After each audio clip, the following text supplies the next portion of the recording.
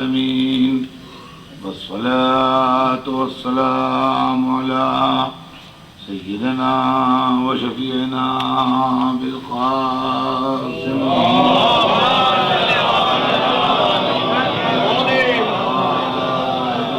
المعصومين ولعنة الله على أعدائهم أجمعين من يومنا هذا إلى يوم الدين. أما بعد فقد قال الله سبحانه تبارك وتعالى في كتابه المبين وهو أصدق الصادقين مرج البحرين يلتقيان صلوات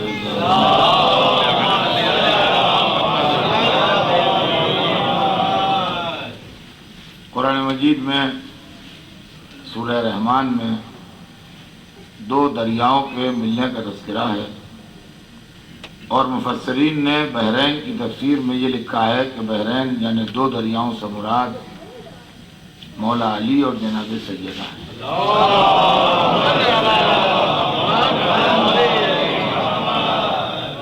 کہ یہ دونوں حضرات طہارت، علم، فضل، بزرگی، جلالت، شان، مرتبے کے دریا ہیں۔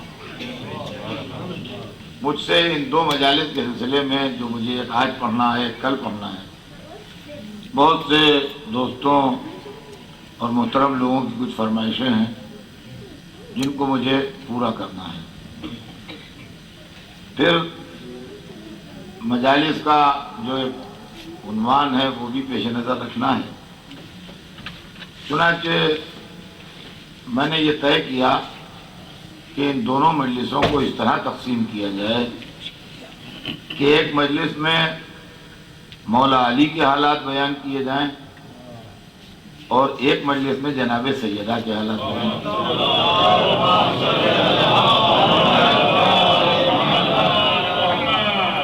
چنانچہ آج کی مجلس مولا علی کے حالات پر ہوگی اور کل کی مجلس جناب معصوم عالم کے حالات پر ہوگی۔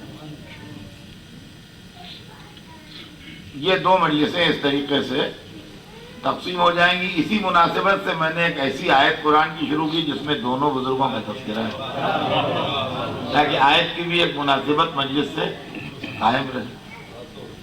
تو بالکل بغیر تمہید کے، اس لیے کہ وقت تنگ ہے،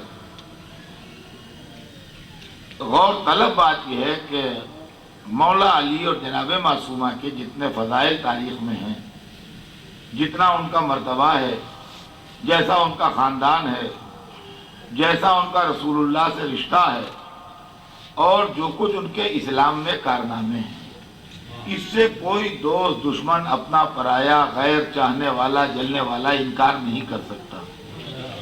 نہ ان کے کردار کی عظمت سے انکار کیا جا سکتا ہے، نہ ان کے خاندان کی جلالت سے انکار کیا جا سکتا ہے، نہ ان کے ذاتی خدمات سے انکار کیا جا سکتا ہے، نہ رسول اللہ سے ان کے جو قریبی رشتے ہیں، بہت زیادہ قریبی رشتے، اس سے کسی انکار کی ادنا بھی گنجائش ہے۔ تو جب یہ سب کچھ ہے تو اسلام میں کیا ہوا کہ یہ لوگ مصیبتوں کا شکار ہیں؟ اور طلب بات ہے کہ جتنی فضیلتیں اور جتنے مرتبے اور جتنی عزتیں ان ہر دو بزرگواروں کے پاس ہیں، اگر ان میں سے ذرا سی بھی کسی کو مل جائے، ذرا سی اس کا 10واں 20واں 50واں حصہ بھی کسی کے حصے میں آ جائے تو وہ مسلم سماج میں قابل احترام ہو جائے۔ اور تاریخ میں ہم کو یہ بتایا بھی کہ جن کو ذرا سا حصہ مل گیا تو قابل احترام ہو گئے، ذرا سا بھی حصہ مل گیا ان چیزوں میں سے، کسی چیز میں سے، تو وہ قابل احترام ہو گئے۔ لیکن کیا وجہ ہے کہ جن کے پاس سب کچھ موجود تھا ان کی زندگیاں مصیبتوں ہی کا شکار رہیں اور غموں ہی کا شکار رہیں، اور لوگ ان کے مخالف ہی رہے اور ان پر ظلم ہی ظلم کرتے رہے۔ تو عزیزان گرامی، مدتوں یہ چیز ہمارے ذہن میں فکر کا موضوع بنی تھی کہ کیا وجہ ہے کہ جو ایسے اچھے لوگوں کو دنیا نے اس طرح ستایا اور ایسے اللہ کے پیارے بندوں کو اس طرح تکلیفیں دی جیسا تاریخ بیان کرتی ہے۔ ان واقعات سے بھی انکار نہیں کیا جا سکتا جن سے وہ گزرے ہیں، اور ان کو بھی جھوٹ نہیں کہا جا سکتا۔ تاریخ اس کی بھی شاہد ہے. تو راز کیا ہے اس کے؟ عزیزان گرامی، آج میں وہ راز بیان کروں گا اور کل اس کا نتیجہ سناؤں گا. آج کی مجلس جو مولا علی کے حالات پر ہوگی وہ راز ہیں. وہ کہ کیا راز ہے جو لوگ دشمن ہو گئے اہل بیت، اور کل وہ دشمنیاں آپ کی خدمت میں پیش کروں گا. دلیل ہے، ادھر دلیل ہے.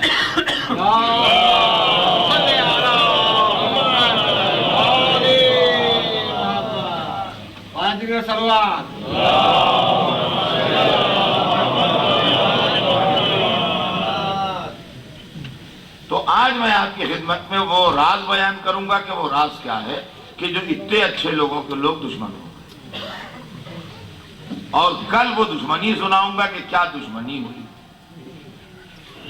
اس لیے کہ سب سے زیادہ قریب جو ہستی ہے رسول اللہ کے وہ ان کی صاحبزادی ہے.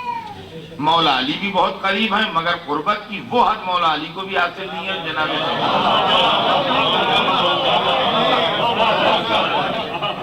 تو جناب سیدہ کے ساتھ امت کا کیا سلوک ہے یہ کل سناؤں گا جب ان کے حالات میں مجلس پڑھوں گا. آج تو مولا علی کے حالات میں مجلس پڑھوں گا اور کیا واقعات ہیں اسلام کی تاریخ کے یہ آپ کو سناؤں گا.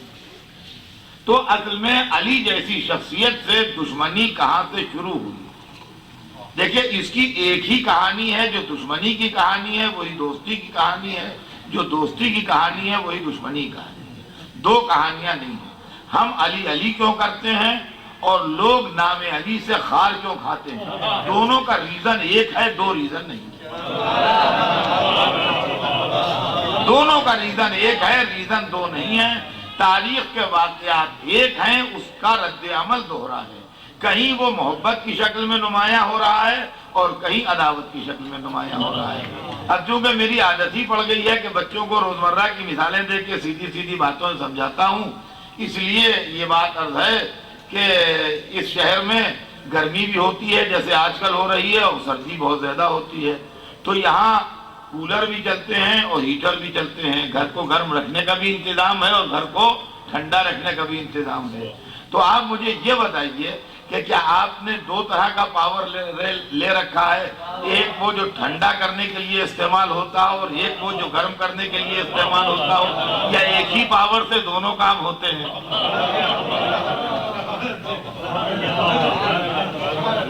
یعنی اس کو ریفریجریٹر کو چلانے کے لیے یا کولر کو چلانے کے لیے دوسرا پاور آتا ہے جو ٹھنڈا کرتا ہو، ٹھنڈا والا، اور ہیٹر چلانے کے لیے، گرمی پیدا کرنے کے لیے، چولہا جلانے کے لیے دوسرا پاور آتا ہو جو گرم والا ہو. ان کا نہیں ہے تو ایک ہی. جیسی مشین لگا دیجیے گا ویسا کام کرے گا. ہیٹر لگا دیجیے گا تو گرمی پیدا کرنا شروع کر دے گا اور کولر لگا دیجیے گا تو ٹھنڈک پیدا کرنا شروع کر دے گا. عزیزان گرامی، تاریخ اسلام ایک ہے. کہیں محبت علی کا کولر چل رہا ہے، کہیں عداوت علی کا چل رہا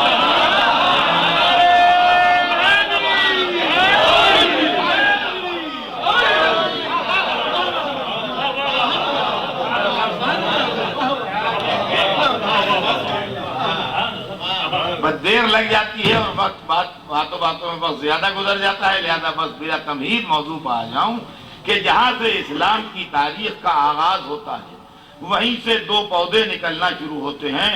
ایک کا نام ہے محبت علی اور ایک کا نام ہے عداوت علی. سبحان اللہ.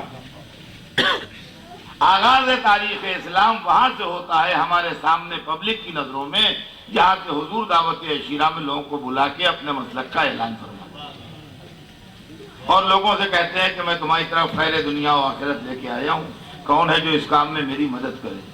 دشمن یہ چاہتا ہے کہ کوئی جواب نہ ملے تاکہ ان کی آواز صدا بصہرا ہو جائے اور لوگ کہیں کہا تو مگر کسی نے پلٹ کے جواب تک نہ دیا. تو دشمن کے دل کی تمنا یہ ہے کہ کوئی جواب نہ دے. دوست کے دل کی تمنا یہ ہے کہ کم از کم ایک آواز تو آواز پہ آئے تاکہ کہنے کو یہ نہ ہو کہ کسی نے جواب نہ دیا. اور تاریخ بتاتی ہے کہ ایک آواز بلند ہوئی. کہ آنا یا رسول اللہ، اے اللہ کے رسول میں ہوں، میں آپ کی مدد کروں گا، میں آپ کی مدد کروں گا۔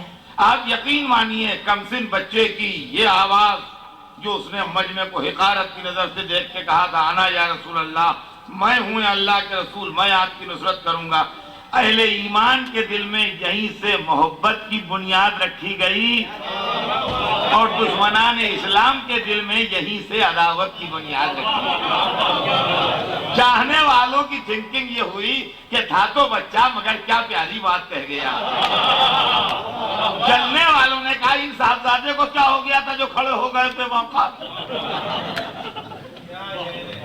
رد عمل الگ الگ ہے، واقعہ ہے۔ ابو لہب جیسا دشمن اسلام بھی اس محفل میں موجود تھا اور اس بچے نے آنکھوں میں آنکھیں ڈال کے کہا کہ گو میرا سن کم ہے، گو میری عمر کم ہے اور گو میرا جسم کمزور ہے، مگر میں آپ کے دشمنوں کی آنکھیں پھوڑ ڈالوں گا اور ان کے پیٹ چاک کر دوں گا۔ دیکھنے میں بچگانہ تقریر تھی جیسی بچے تقریر کرتے ہیں، مگر جب غور کیا تو معلومات ساری سمجھداریاں اس تقریر پر نثار ہو جائیں۔ پہلے ہی دن بچے نے اپنے سن کی بات کر لی تاکہ بعد میں کوئی سن کی بات نہ اٹھائے، جس اندراز کو آنا ہو ابھی آئے۔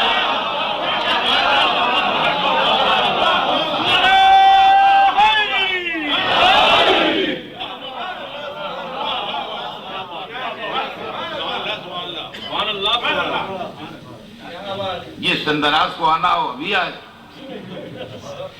اور دوسری بات کہ میرا جسم کمزور ہے مگر میں آپ کے دشمنوں کی آنکھیں پھوڑ ڈالوں گا، ان کے پیٹ چاک کر دوں گا۔ میں کہوں گا یا علی بچکانہ تقریر ہے، اجازت ہو تو عرض کروں کہ اس میں کنٹرڈکشن ہے بیان میں۔ ایک طرف آپ کہہ رہے ہیں جسم کمزور ہے، ایک طرف آپ کہہ رہے ہیں کہ آنکھیں پھوڑ ڈالوں گا اور پیٹ چاک کر دوں گا، یہ دونوں باتیں ساتھ میں میل نہیں کھاتی۔ جب کمزور ہیں آپ تو کیسے آنکھیں پھوڑ ڈالیں گے ہر ایک کی اور کیسے پیٹ چاک کر دیں گے ہر ایک کے؟ اگر کوئی تگڑا مل گیا تو کیا کیجئے گا؟ ایک سے ایک عرب میں طاقتور پڑے ہیں، ان کا ابھی تمہارا فہم و فکر بہت کمزور ہے، تم ہماری بات سمجھ نہیں سکتے۔ تم غور کرو اس بات کو کہ تہذیب کیا ہے۔ بڑے کے سامنے طاقت کا مظاہرہ بدتمیزی ہے،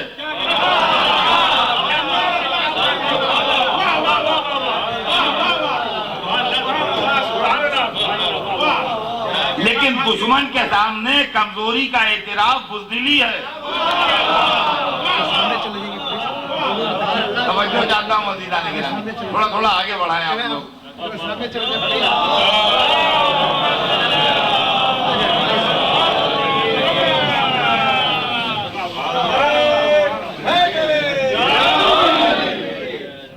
رائے خوشنودی ہے امام زمانہ بلند تر سلام۔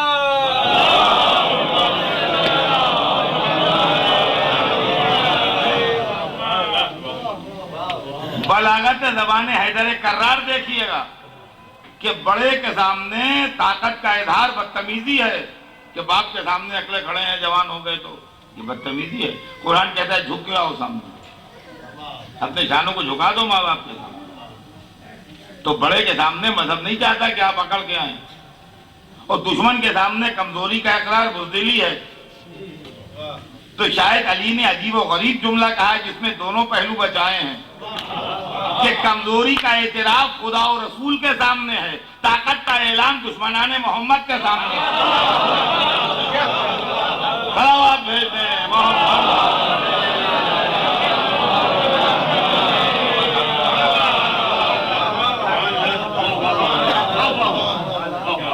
وہاں سے دشمنی کا آغاز ہو گیا۔ اب اس کے بعد مکے کے 12 برس گزرے اور اس 12 برس میں دشمنی کا پودا پھپکتا رہا، دوستی کا پودا بھی پھپکتا رہا۔ علی نصرت رسول کرتے رہے، رسول کا ساتھ دیتے رہے، رسول کی مدد کرتے رہے، دوستوں کی دوستی میں اضافہ ہوتا گیا، دشمنوں کی دشمنی میں اضافہ ہوتا گیا۔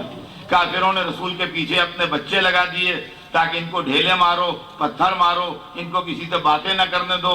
علی نے ان بچوں کو پیٹ پاٹ کے بھگا دیا۔ دوستوں کے دل میں دوستی بڑھ گئی، دشمنوں کے دل میں دشمنی بڑھ گئی۔ شب ہجرت تک بات پہنچی، کافروں نے اسکیم بنا لی کہ ان کو سوتے میں بستر پر قتل کر دو۔ رسول ان کو رات بھر سلا کے تشریف لے گئے، ہجرت فرما گئے۔ جب سویرے علی اٹھے اور کافروں سے نظریں چار ہوئیں، ان کا تمہارے بھائی کہاں ہیں؟ تو ڈانٹ کے کہا کیا میرے حوالے کر کے گئے تھے؟ دیکھیے بات تو معمولی سی ہے، لیکن یقین مانیے کہ 12 برس کے پھکے ہوئے اور رات بھر کے جاگے ہوئے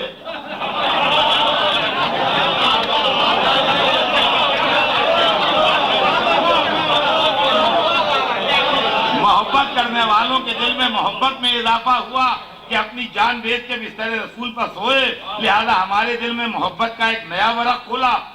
عداوت کرنے والوں کے دل میں عداوت میں اضافہ ہوا کہ ان کی وجہ سارا کھیل بگڑ گیا، نہ یہ سوتے نہ ہماری اسکیم فیل ہوتی۔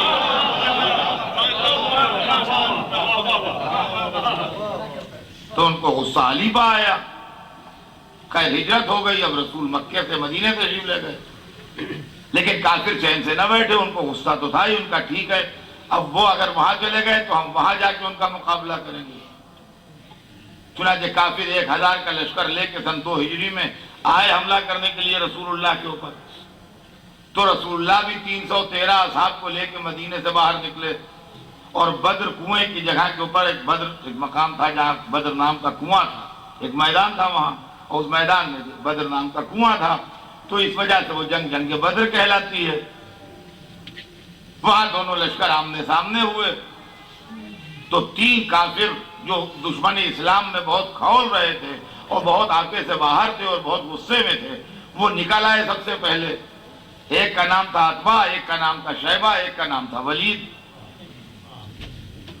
اب یوں تو آپ پہچانیں گے نہیں، اس لیے کہ تعارف کا دستور یہ ہوتا ہے کہ کسی جاننے والے کے ذریعے تعارف ہو تو لوگ جلدی سے پہچان جاتے ہیں۔ ان کا یہ فلاں صاحب ہے، ان کا نام یہ ہے، جی ہاں، ان کا آپ نہیں پہچانے، یہ فلاں کے بھائی ہیں، ارے گلے سے لگا لیا نا، ہاں بھائی اسے تو ہمارے بڑے قدیمی تعلقات ہیں۔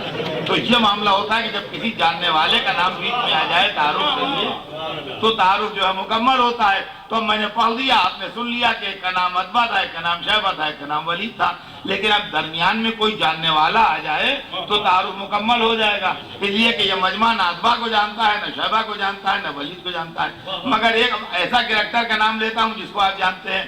آپ سب حضرات یزید کی دادی سے تو واقف ہیں، ہندا۔ عتبہ ہندا کا باپ تھا، شیبہ ہندا کا چچا تھا، ولید ہندا کا بھائی تھا۔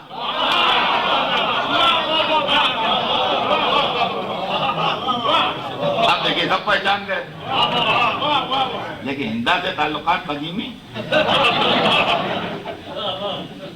تو عتبہ اس کا باپ، شیبہ اس کا چچا اور ولید اس کا بھائی، یہ 3 آدمی نکلے۔ انہوں نے ان کے للکارا حضور کا نام لے کے، تو انصار نے یعنی مدینے والے جو تھے جنہوں نے حضور کو مہمان کیا تھا، انہوں نے بہت معقول بات کہی، انہوں نے کہا حضور آپ ہمارے مہمان ہیں، اور جو آپ کے ساتھ مکے سے لوگ آئے ہیں وہ بھی ہمارے مہمان ہیں، ہماری غیرت یہ گوارا نہیں کرتی کہ ہمارے مہمان لڑنے جائیں اور ہم بیٹھ کے تماشا دیکھیں، لہذا ہم جائیں گے، آپ تشریف رکھیے، جب ہم نہ رہیں تو آپ کو اختیار ہے، ورنہ میزبانی کے دستور کے خلاف ہے کہ مہمان لڑے میزبان گھر میں بیٹھے۔ بات کیونکہ معقول تھی اس لیے سرکار دو عالم نے فرمایا بہتر ہے جاؤ۔ 3 انصاری جوان ان کے مقابلے میں گئے، جب سامنے گئے تو انہوں نے کہا تمہارا نام و نسب کیا ہے؟ تو انہوں نے اپنا نام و نسب بتایا کہ ہم لوگ مدینے کے رہنے والے ہیں، یہ نام ہے، یہ خاندان ہے۔ ان کا ہم تم سے نہیں لڑیں گے، ہم قریشی ہیں، ہم مکے والے ہیں، ہم اپنے برابر والے سے لڑیں گے، قریشی سے۔ جا کے کہہ دو اپنے نبی سے کہ کیا دستور عربی بھول گئے، ہمارے برابر والا بھیجو ٹکر کا، ہم تم سے نہیں لڑیں گے، تمہارے ہاتھ سے قتل ہونا بھی ہماری انسلٹ ہے، تم کو قتل کرنا بھی ہماری انسلٹ ہے۔ اب وہ بیچارے عجب سے لوپنج میں کہ سامنے والے لڑنے کو نہیں کہہ رہا ہے، کیا کریں؟ انہوں نے رسول کو میسج بھیجا کہ حضور ہم کیا کریں؟ کہا تم پلٹ آؤ۔ وہ 3 آدمی حکم رسول پا کے پلٹ آئے۔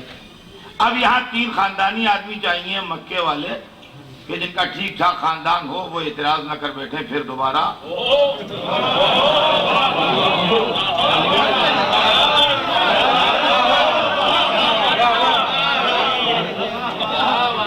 یہی کہہ کے انہوں نے واپس کیا ہے کہ ہم خاندانی لوگ ہیں، مکے والے ہیں، ہم قریشی ہیں، ہمیں ہمارے جیسے چاہیے ہیں. تو مکے والے 3 چاہیے ہیں خاندانی لوگ جو ان سے مقابلہ کریں. اب کیا ہو، اب رسول نے کسی سے کہا ہی نہیں، اپنے خاندان والوں کو دیکھا تو 3 آدمی رسول کے خاندان کے، جناب حمزہ، جناب عبیدہ، جناب علی. ایک رسول کے چچا، 2 رسول کے چچا بھائی، یہ 3 آدمی ادھر سے گئے. حمزہ نے جو سب سے بڑے تھے، اور سن میں بھی اور رشتے میں بھی،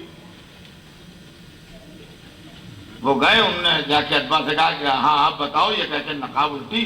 کہا میں آیا ہوں حمزہ، اور یہ میرا بھتیجا عبیدہ آیا، یہ دوسرا میرا بھتیجا علی آیا. کہو کیا کہتے ہو؟ تو تاریخ میں ہے کہ اس نے ایک جملہ کہا کہ ہاں تم ہو کفو کریم، یعنی برابر کی جوڑ ہو. اور اس کے بعد سن و سال اور مرتبے اور رشتے کے حساب سے جوڑیں بڑھ گئیں. سب سے سینئر ادھر جناب حمزہ تھے، سب سے سینئر ادھر اتباع تھا، تو حمزہ اور اتباع کی جوڑ ہوئی. ادھر 2 نمبر کو عبیدہ تھے، ادھر شیبہ تھا، عبیدہ اور شیبہ کی جوڑ بنی. سب سے کم سن ینگسٹ ممبر جو تھے وہ مولا علی تھے، ادھر سب سے ینگسٹ ممبر جو تھا اس ٹیم کا وہ ولید تھا، تو علی اور ولید کی جوڑ بنی. اور اس کے بعد تلوار چل گئی. اور سب سے پہلے جس نے اپنے سامنے والے کو گرایا وہ علی تھے. علی نے جیسے ہی ولید کو ختم کیا اور ادھر مڑ کے دیکھا تو دیکھا حمزہ بھی اپنے سامنے والے کو گرا رہے ہیں. یہ مڑنے، اب ادھر مڑے تو دیکھا شیبہ ابھی تک الجھے ہوئے ہیں. تو جب یہ ادھر سے چلے تو شیبہ کو بھی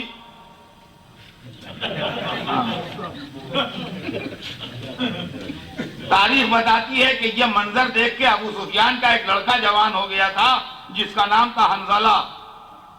حنظلہ ابن ابو سفیان آ گیا اپنے نانا اور ماموں کو دیکھ کے کہ خاک ذلت پر پڑے ہیں. اس نے جھپٹ کے علی پر حملہ کیا. یہ حملہ کرتے لوگوں نے دیکھا. اس کے بعد یہ دیکھا کہ علی نے بھی اس کی بے چینی نہ دیکھتے ہوئے اس کو نانا ماموں کے پاس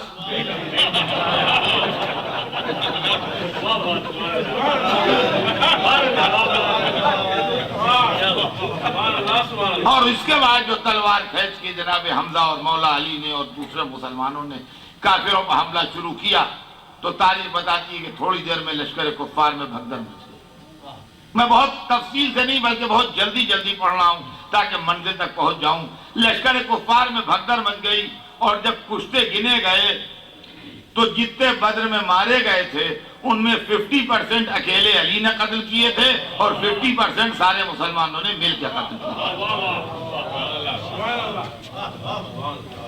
پہلی لڑائی ختم ہوئی، اسلام کو فتح مبین حاصل ہوئی. اس زمانے میں نہ ریڈیو تھا، نہ ٹی وی تھا، نہ ٹیلی گرام تھا، نہ ٹیلی فون تھا، کچھ نہیں تھا. حساب لگتا تھا کہ اتنے دن جانے میں لگیں گے، اتنے دن آنے میں لگیں گے، اب آج لشکر کو آنا چاہیے. مکے کے بڈھوں نے کہا تھا کہ جا کے دیکھو لڑکوں سے لشکر آتا ہوگا، محمد کا سر لینے گئے ہیں وہ آتا ہوگا، ہمیں اطلاع دینا، ہم استقبال کو نکلیں گے، ان کو لائیں گے شان سے. ایک دن بچوں نے کہا کہ آ رہا ہے لشکر، ہم دیکھ رہے ہیں کہ ہمیں لوگ آتے دکھائی دے رہے ہیں، اب لوگ نکلے ہوں گے. کہاں ہاں آ رہا ہے لشکر، آ رہا ہے، ابھی دور ہے، اور قریب اور قریب اور قریب، یہاں تک کہ چہرے پہچانے جانے لگے ہوں گے. یہاں تک کہ اب ہوگا کہ بس سر جھکائے ہوئے آ رہے ہیں، کچھ بہت مزمحل آ رہے ہیں. ان کا تھکے ہوئے اتنی دور سے آ رہے ہیں، سر جھکائے ہوئے کہاں، آنے دو. یہاں تک کہ اب اور قریب آ گئے. اب یہ ہنستے ہوئے بڑھے، کیا ہوا، قتل کر کے لائے محمد کا سر؟ ارے ان کا کہاں لائے، کیا ہوا، کہاں ہار گیا. ارے کیسے ہارے؟ کہا سب کو علی نے مار ڈالا. اچھا آپ یقین مانیے کہیں سے لشکر ہار گیا ہے، لوگ کہیں کہ مار ڈالے گئے لوگ، تو ہر ایک جو نظر نہیں آ رہا ہے اپنے رشتے دار کو ڈھونڈے گا یا نہیں؟ دیکھیے ہر بات تاریخ میں نہیں لکھی ہوتی، کچھ دماغ سے بھی استعمال کیجیے. ہر ایک دیکھے گا بھائی جو نظر نہیں آ رہا ہے اس کو ڈھونڈے گا. ان کا ماموں کہاں ہے؟ ان کا علی نے مار ڈالا. دوسرا ان کا چچا کہاں ہے؟ ان کو علی نے مار ڈالا. اب کوئی بڑھیا ہنگامہ بھیا کہاں ہے؟ اس کو علی نے مار ڈالا. اب تو ذرا ہی دیر میں سارے مکے میں علی کا نام لے کے رونا ہو رہا ہے، برائی ہو رہی ہے علی کی. دیکھیے دشمنی ڈیولپ ہو رہی ہے، دشمنی ڈیولپ ہو رہی ہے. ابو جہل لڑائی میں مارا گیا ابو لہب اس واقعے کی خبر سن کے گھل گھل کے چند دن بعد مر گیا. مکے کی لیڈرشپ اکیلے ابو سفیان کے ہاتھ میں آ گئی.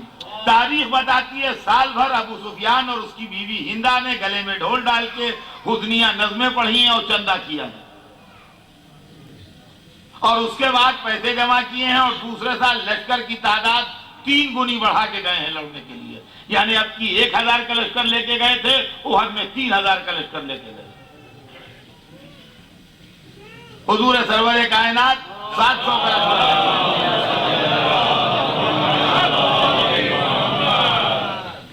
حضور سرور کائنات 700 کا لشکر لے کے نکلے. ان کا لشکر 3000، ان کا لشکر 700. 700 میں سے 50 آدمیوں کو اپنے لشکر سے آپ نے الگ کر کے ایک درے کے اوپر، ایک کیف کے اوپر مقرر کر دیا جس میں ٹینل تھی، اور ادھر سے دشمن کے حملہ کرنے کا خطرہ تھا کہ ہماری لڑائی میں ہار ہو یا جیت ہو، تم یہاں کے اوپر کھڑے رہنا اور ادھر تیر برساتے رہنا تاکہ دشمن ادھر سے حملہ نہ کر دے. اور یہ بھی کلیئر کر دیا کہ مال غنیمت میں تمہیں پورا حصہ ملے گا. مال غنیمت میں تمہیں کم نہیں ملے گا. اور تاریخ بتاتی ہے اس لڑائی میں قریش کی عورتیں بھی آئیں. غور طلب بات یہ ہے کہ اگر ایک دفعہ کسی موقع پر عورتوں کو لے جائیے اور وہاں صورتحال بگڑ جائے تو جب دوسری مرتبہ مرد جائیں گے تو عورتوں کو منع کریں گے تم نہ جاؤ، خدا جانے وہاں کیا ہو. اگر بدر میں عورتیں آئی بھی ہوتی تو احد میں نہیں آنا چاہیے تھا. بدر میں تاریخ لکھتی ہے عورتیں نہیں تھیں، مگر تاریخ لکھتی ہے احد میں عورتیں آئیں. تو یہ بھی غور کیجئے کیسے آئیں اور کیوں آئیں. جبکہ بدر میں شکست کھا کے پلٹے ہیں تو احد میں کیوں آئیں. مسلمانوں کے خطرے کا احساس ان کو ہو چکا ہے باقاعدہ. اب عورتوں کیوں لائے؟ تاریخ کے بعد اس کا کوئی جواب نہیں ہے، مجھے نہیں معلوم کیوں ہے. مگر میں اپنے دماغ سے سوچتا ہوں ایک بات کہ اکثر و بیشتر یہ ہوتا ہے کہ بیگم صاحبہ کو یقین ہی نہیں آتا.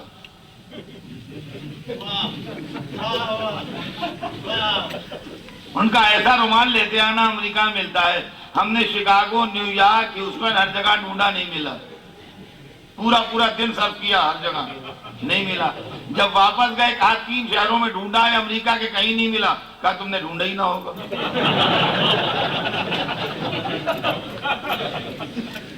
ارے ہم تمہاری عادت سے واقف ہیں، تم گئے نہ ہوگے، نکلے ہی نہ ہوگے، بھلا امریکہ میں رومال نہ ملے. کوئی عقل میں آنے والی بات. تم گئے نہ ہوگے، تم ہماری بات کی پرواہ ہی نہیں، اپنے چکروں میں رہتے ہو. یہ ہر ایک کا درد دل ہے جو کر رہا ہوں.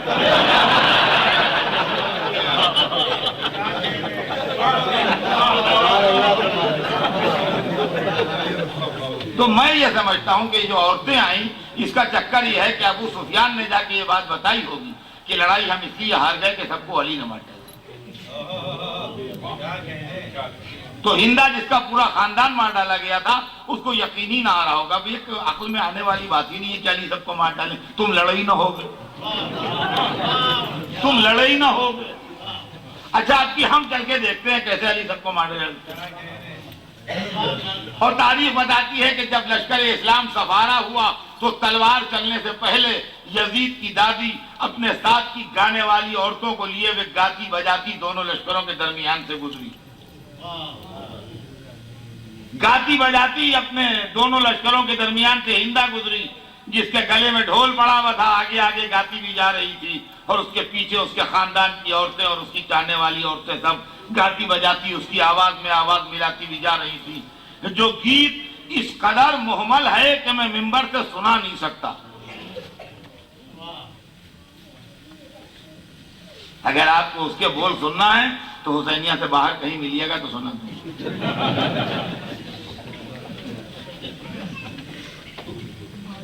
پہلا اس کا شعر اس قابل ہے کہ سنا دیا جائے، وہ سنائی دیتا ہوں. وہ ڈھول بجا رہی تھی اور گا رہی تھی کہ نحن بناتے طارق نمشی اللہ نمارق، ہم ستارے سحری کی بیٹیاں ہیں، ہم مخمل کے فرشوں پر چلنے والیاں ہیں. اس کے آگے کے بول نہیں سنا سکتا. وہ کہہ رہی تھی ہم ستارے سحری کی بیٹیاں ہیں اور ہم مخمل کے فرشوں پر چلنے والیاں ہیں. میں کہوں گا تمہارا نصیب ہی پھوٹا ہوا ہے. بنی بھی تو ستارہ سحری کی بیٹی جس کے نصیب میں ڈوبنا ہے.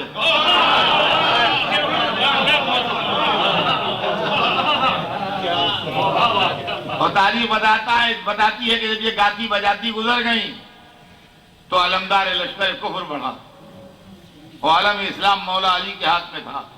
ایک دو ہاتھوں کی رد و بدل کے بعد وہ زمین پر گرا.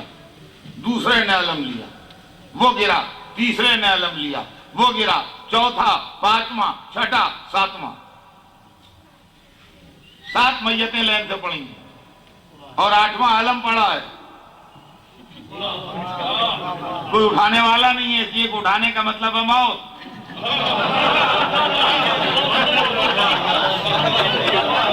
اور علی تلوار لیے کھڑے ہیں. دیکھیے دوستی کا پودا بھی بڑھ رہا ہے, دشمنی کا پودا بھی بڑھ رہا ہے.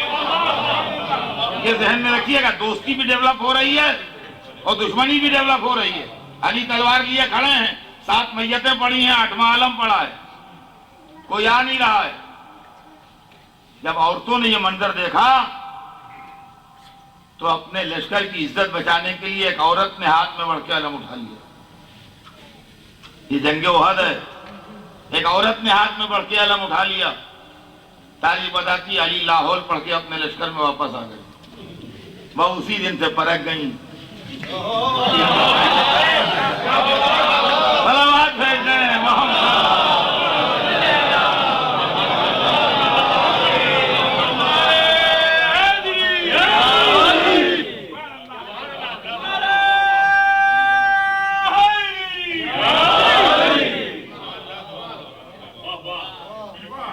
اور اب جو دونوں لشکر مل کے لڑے تو ذرا دیر میں لشکر کفار میں بھی بھگدڑ ہو. 3000 کا لشکر بھاگنے لگا میدان سے اور مسلمان مال غنیمت سمیٹنے لگے. ادھر لشکر بھاگ رہا تھا اور مسلمان مال غنیمت سمیٹ رہے تھے کہ ان 50 آدمیوں میں ابتری پیدا ہوئی جو درے پر تھے اور انہوں نے اپنے سردار سے کہا کہ لشکر لڑائی تو مسلمان جیت گئے. تو انہوں نے کہا تم سے کیا؟ کہا کیوں, ہم سے کیوں نہیں؟ وہاں رکھا کیا ہے, وہ بھاگ رہے ہیں. تو ان کا تمہیں رسول کا قول یاد نہیں؟ ان کا ارے وہ تو ٹھیک ہے مگر یہ کہ اب یہاں سب مال غنیمت تو لوٹا جا رہا ہے. تو انہوں نے کہا کہ بھائی مال غنیمت میں تو رسول نے کہا حصہ ملے گا. تو انہوں نے کہا حصہ اسی میں ملے گا نا جو ان تک پہنچے گا. حصہ اسی میں ملے گا جو ان تک پہنچے گا.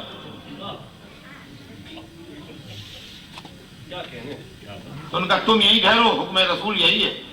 ان کا تم ٹھہرو, ہم جاتے ہیں. تاریخ بتاتی ہے 50 آدمیوں میں 48 چلے گئے. 2 آدمی رہ گئے اور ایک سردار.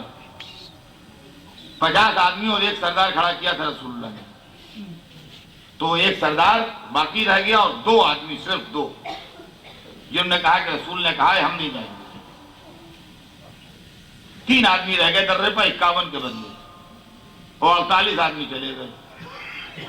انجام کار یہ ہوا کہ دشمن نے اس کمزوری کو بھاپ لیا, بھاگتے بھاگتے بھاپ لیا کہ وہاں سے پہرا ہٹ گیا.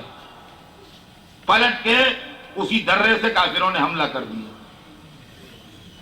3 آدمی کہاں تک لوٹے, ہر ایک حیدر کرار نہیں تھا. 3 آدمی 2000 کے لشکر کا مقابلہ کہاں تک کرتے؟ ان تینوں کی لاشوں پر سے لشکر گزرا ہے. سلام ہو اس سردار پر اور ان 2 سپاہیوں پر جنہوں نے سپاہی کے نام کی عزت رکھی اور رسول کے حکم کی اطاعت کی مرتے مرتے یہاں تک کہ جام شہادت نوش کیا ان کی. لیکن عزیزان گرامی, بالکل 1 منٹ میں ایک جملہ کہہ کے آگے بڑھ جاؤں گا, اور وہ یہ ہے کہ یہ بات اور طلب ہے کہ یہ 50 آدمی جو کھڑے کیے گئے تھے یہ مکے مدینے ہی کے تھے, کہیں باہر سے نہیں گئے تھے. غور طلب بات یہ ہے کہ آج دنیا ہم سے کہتی ہے کہ اگر رسول نے صاف صاف علی کے لیے کہہ دیا ہوتا تو کیا مسلمان ایسا گیا گزرا تھا کہ اس کے بعد بھی نہ مانتا؟ اے رسول نے 50 آدمیوں سے صاف صاف ہاتھ اٹھا کے یہاں کھڑے رہنا.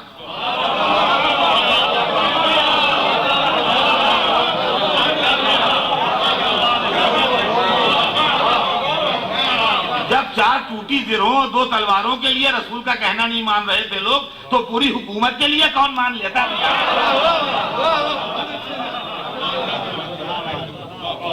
اور اب ایک دم سے لڑائی کی بنی ہوئی شکل بگڑ گئی، اس لیے کہ مسلمان تھے کل 700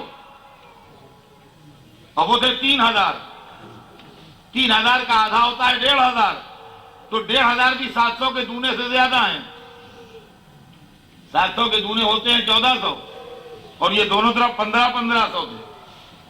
تو مسلمان چکی کے 2 پارٹوں میں آ گیا، پیچھے سے دشمن نے حملہ کیا، سامنے دشمن نے حملہ کیا، اور یہ عقب سے جن نے حملہ کیا ہے یہ بعد میں اسلام کی بڑی مشہور شخصیت بنے، حضرت سیف اللہ خالد ابن ولید، جنہوں نے حملہ کیا تھا لشکر اسلام پر۔ ہاں یہ واضح ہے کہ خدمات میں یہ بھی خدمت فراموش نہ کی جائے۔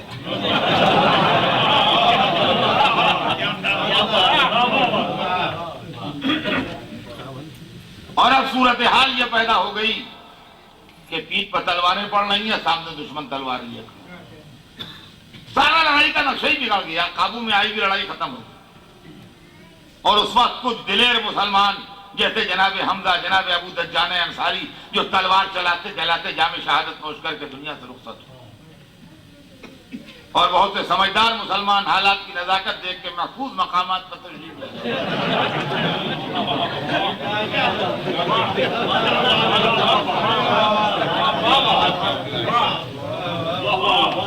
اور اب سرور کائنات کی شان قابل دید ہے، رسول جہاں کھڑے تھے وہیں کھڑے ہیں،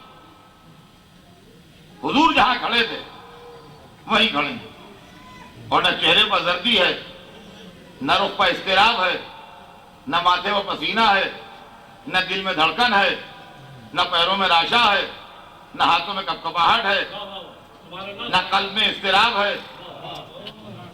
اسی شان و شوکت سے رسول کھڑے ہیں۔ رسالت پیر پکڑے ہے جو میدان سے ہٹنے نہیں دیتی، رحمت ہاتھ پکڑے ہے جو تلوار چلانے نہیں دیتی، قدم لنگر ہدایت بنے ہوئے، ہاتھ بادبان رحمت بنے ہوئے۔ دنیا کہتی ہے علی کو پڑھتے ہو رسول کو نہیں پڑھتے، اتنی دیر ٹھہرو میدان میں تو رسول کو دیکھو۔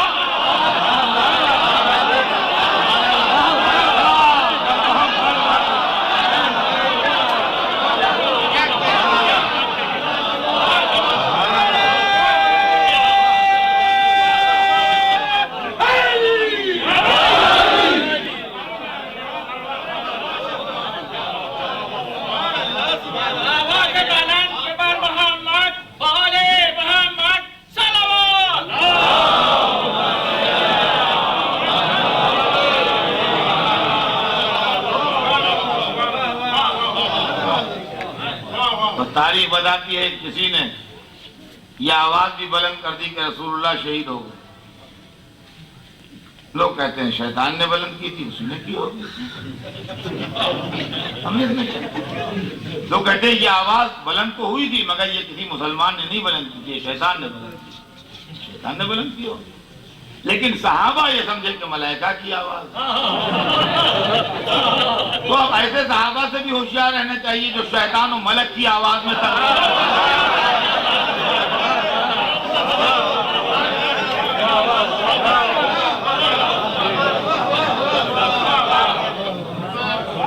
اور ذرا سچویشن دیکھیے گا کہ مولا علی ابھی دور کہیں لڑ رہے تھے، اور یہاں صورتحال یہ ہے کہ کافروں نے رسول کے گرد حلقہ ڈال دیا، اور فوجی نظم و ترتیب سے وہ اپنا حلقہ تنگ کر رہے ہیں، اور اب اتنا قریب آ چکے ہیں کہ ان کے ہاتھوں کے پھینکے ہوئے پتھر جسم اقدس سے ٹکرا رہے ہیں۔ دیکھیے پتھر جو ہے وہ رائفل کی گولی کی طرح نہیں ہوتا ہے، رائفل کی گولی اس مشین کی طاقت سے چلتی ہے جس سے چلائی جاتی ہے، تو بچے کے ہاتھ سے رائفل چلے یا فوجی افسر کے ہاتھ سے رائفل چلے، گولی کا عمل ایک ہی ہوگا۔ لیکن پتھر کے اندر یہ صفت نہیں ہے، بچہ کسی کو پتھر مارے تو اس کے اندر دوسرا اثر ہوگا، اور طاقتور کسی کو پتھر مارے تو اس کے اندر دوسرا اثر ہوگا، اس لیے کہ پتھر ہاتھ کی طاقت سے چلتا ہے۔ دور سے پھینکا ہوا پتھر نقصان کم پہنچائے گا، قریب سے پھینکا ہوا پتھر زیادہ نقصان پہنچائے گا، اس لیے کہ پتھر ہوا میں جتنی راستہ طے کرتا جائے گا اتنا اپنی طاقت کو گھٹاتا جائے گا۔ تو سامنے کی بات ہے. تو پتھر اتنی طاقت سے پڑ رہے ہیں جس میں رسول پر کہ ایک پتھر رخسار اقدس پر پڑا, چہرے پر جو لوہے کی جالی تھی, نقاب جو کہلاتی ہے, وہ ٹوٹی اور اس کی کڑی رخسار کے اندر اتر گئی. دوسرا پتھر دہان اقدس پر پڑا, ہونٹ زخمی ہوئے اور دندان مبارک شہید ہوئے. اب کافر جو ہیں وہ رسول اللہ سے چند فٹ کے فاصلے پہ ہیں, اور پوزیشن یہ ہے کہ ان کے ہاتھوں میں سیدھے نیزے ہیں. اسکیم یہ ہے کہ ہر طرف کے نیزے جس میں رسول کو چھید دے, ادھر کے نیزے ادھر, ادھر کے نیزے ادھر, ادھر کے نیزے ادھر نکل جائیں. یہ لمحہ ہے, اور رسول اسی اطمینان سے کھڑے ہیں جیسے کوئی بات ہی نہیں ہے. اب اس کے اندر 1 منٹ سے بھی کم کا وقفہ شاید باقی ہے کہ ان کے نیزوں کی انیاں جس میں متحر سے مس ہوں, کہ ایک دفعہ ایک بجلی سی چمکی, ایک دفعہ ایک بجلی سی چمکی, اور لوگوں نے دیکھا حیدر کرار رسول کے سامنے کھڑے ہیں. اور رسول نے جیسے ہی علی کو دیکھا تو ایک جملہ کہا, یا علی یہ ہے وقت نصرت. میں کہوں گا یا رسول اللہ کے ہوتے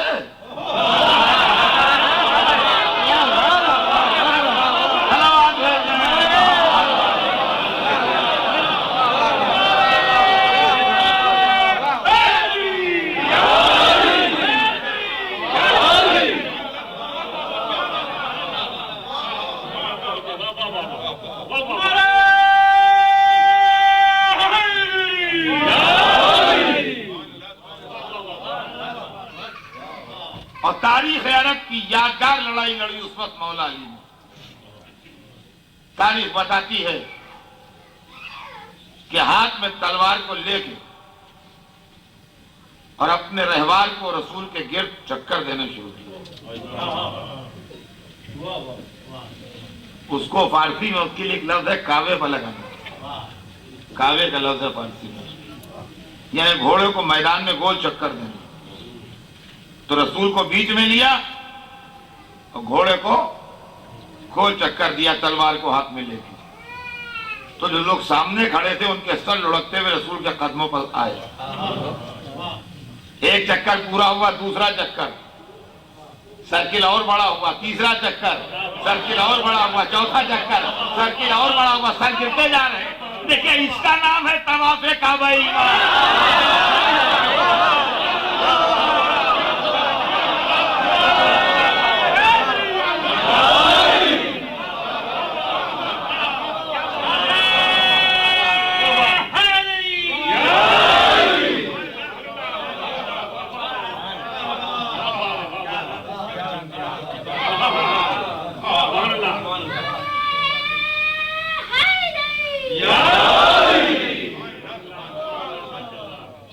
اس کا نام ہے طواف کعبہ ایمان.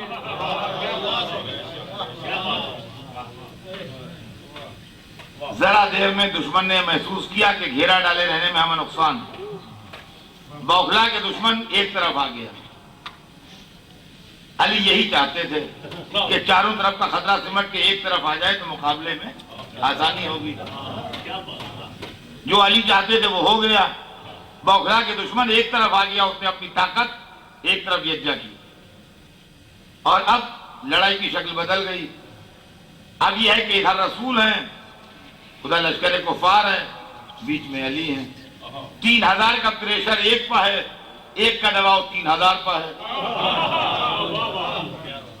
3000 چاہتے ہیں ایک کو گرا کے ان تک پہنچ جائے, ایک چاہتا ہے 3000 کو بہت پیچھے ڈھکیل دے. اس کشمکش میں علی کا بازو کا تو کچھ نہیں بگڑا, مگر تلوار تھی دیسی.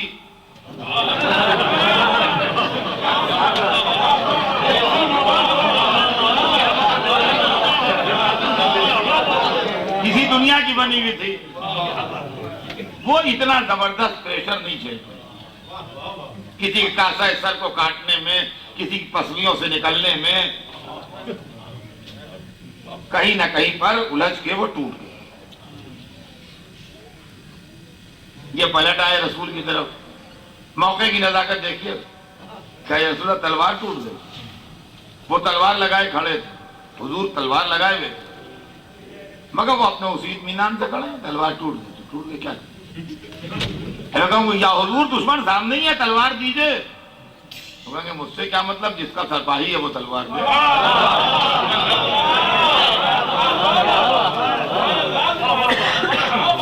اور ایک آواز سنائی دی جیسے تو کہہ رہا ہے لا فتح الا علی لا سیف الا ذو الفقار.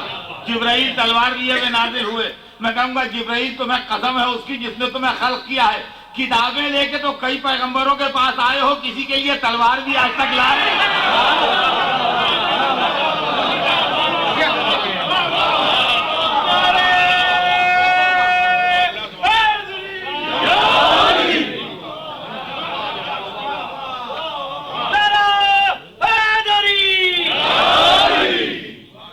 اور اب ذرا دیر میں تلوار بھی ادھر کی اور ہاتھ بھی ادھر تھا. اب جو ذرا ہاتھ تیز کیا تو ہر ایک کو اپنے سر پر تلوار دکھائی دی, اور انہوں نے بھاگنا شروع کیا, اور اپنے پیروں کی چاپ سے ڈرتے ہوئے, اس لیے کہ علی دشمن کا پیچھا نہیں کرتے تھے, یہ بھی علی کا ایک اصول ہے. وہ اپنے پیروں کی چاپ سے ڈر رہے تھے کہ علی پیچھے تو نہیں آ رہے ہیں. اور منظر قابل دید تھا اس وقت احد کا کہ وہ ستاروں کی بیٹیاں آگے آگے اور ان کے بیٹے پیچھے پیچھے, وہ پیچھے مڑ مڑ کے دیکھتے ہوئے بھاگے چلے جا رہے ہیں. میں کہوں گا ستاروں کی بیٹیوں غیرتدار ہو تو اب میدان میں علی کے سامنے نہ آنا.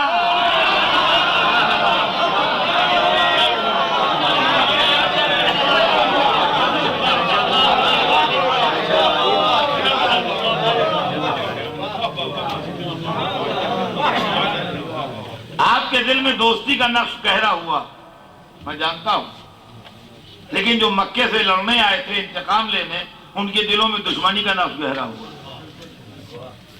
جب وہاں سے وہ پلٹے تو نوجوانوں کے چہروں میں کچھ مسکراہٹ بھی تھی کہ آج ہم نے بہت سے مسلمان مار لیے. تو جو پرانے تھے اور تجربے کار تھے انہوں نے کہا کچھ نہیں, یہ لڑائی بھی بیکار گئی. کہا ہم نے مسلمان تو بہت مارے. ان کا کیا مارے, جو مسلمان بناتے ہیں وہ تو زندہ ہیں. جتنے تم نے مارے ہیں 8 دن میں اس کے چوکنے بنا کے ڈال دیں گے, کچھ بھی فائدہ نہیں. کیا فائدہ, کیا آتے ہو, کچھ بھی نہیں. ارے چچا کیا بتائیں, وہ تو بالکل سامنے ہی تھے جیسے آپ کھڑے ہیں. وہ علی آ گئے پیچھے, وہ فلاں بڑھا تھا, اس کو نے مار ڈالا تو بند پیچھے کسا کیا. ان کا اچھا کیا بیٹا تم نے, ہاں اچھا کیا. تو اب یہ ہے, اب وہاں عداوت ڈیولپ ہو رہی ہے. اور دیکھیے اس کی دلیل یہ ہے کہ تیسری لڑائی میں, جس کو جنگ خندق کہتے ہیں, جس کا نام جنگ احزاب بھی ہے, جب ابو سفیان لشکر لے کے آیا ہے تو لشکر سے زیادہ پہلوان کی تلاش پر دور تھا. یہ کیوں پہلوان ڈھونڈا گیا؟ یہ پہلوان علی کے لیے ڈھونڈا گیا تھا, اس لیے کہ ابو سفیان 2 لڑائیوں میں دیکھ چکا تھا کہ اور سب کے دست و بازو تو آزمائے ہوئے ہیں, علی کا انتظام ہونا چاہیے. تو اب امر ابن عبد وجہ لایا گیا ہے. یہ پوری کفر کی تمناؤں کا نچوڑ تھا, پوری آرزویں, پوری امیدیں, پوری حضرتیں اسی پر ہوں گی کہ یہ علی کو مار لے گا, باقی سب کام ہم کر لیں گے. یہ 1000 آدمیوں کے برابر ہے, نامی گرامی ہے عرب کا, اور زبردست ہے. اس سے اور کام نہیں لینا ہے بھائی, اس کا اتنا کام ہے کہ یہ علی کو مار لے, باقی جتنا انتظام ہے وہ پھر ہم سب دیکھ لیں گے, پھر کوئی پریشانی نہیں, پھر سب ہمارے حوالے. وہاں حضور نے خندق کھودوا دی, وہ خندق تو ادھر ٹہلتا تھا. ایک جگہ سے خندق ذرا کم کھودی تھی, چوڑی کم تھی. تو میں کہوں گا یا حضور آپ کی نگرانی میں کھودی اور کم چوڑی, انجینئرنگ کا نقص کیسے رہ گیا؟ حضور کی نگرانی میں کھودی, یہ تو تاریخ لکھتی ہے کہ حضور خود خندق کی کھودنے میں شامل تھے. اور پھر تاریخ یہ بھی لکھتی ہے کہ ایک جگہ ذرا کم چوڑی تھی, وہیں سے وہ آ گیا. تو یا رسول اللہ یہ تو انجینئرنگ کا نقص ہے کہ دشمن آ جائے. اب کم چوڑی کیوں رہ گئی, وہ جگہ کیوں نہیں چیک کی گئی کہ یہاں پر کم چوڑی ہے, دشمن آ سکتا ہے؟ ممکن ہے جواب دے کہ ہم نے جان کے کم چوڑی رکھوائی تھی تاکہ شکار کے آنے کا راستہ تو رہے. وہیں سے آ گیا. آنے کا مجھے اس کے افسوس نہیں ہے، افسوس اس کا ہے کہ اگر 2-3 مسلمان رسول کے خیمے تک راستے میں شہید ہو جاتے اس کو روکنے میں تو کوئی بات نہیں تھی، لیکن کہنے کو ہوتا کہ انہوں نے روکا۔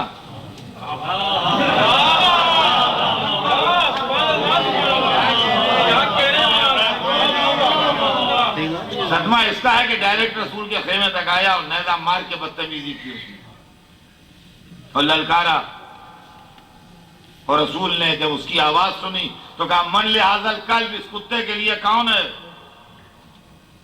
یہ جملہ بھی دیکھے گا، وہ رسول جو ہمیشہ نہایت مہذب لفظیں استعمال کرتا ہے، وہ کہہ رہا ہے اس کتے کے لیے کون ہے؟ یا حضور آپ نہ کہیے، ہم کتے سے بدتر کہہ دیں گے،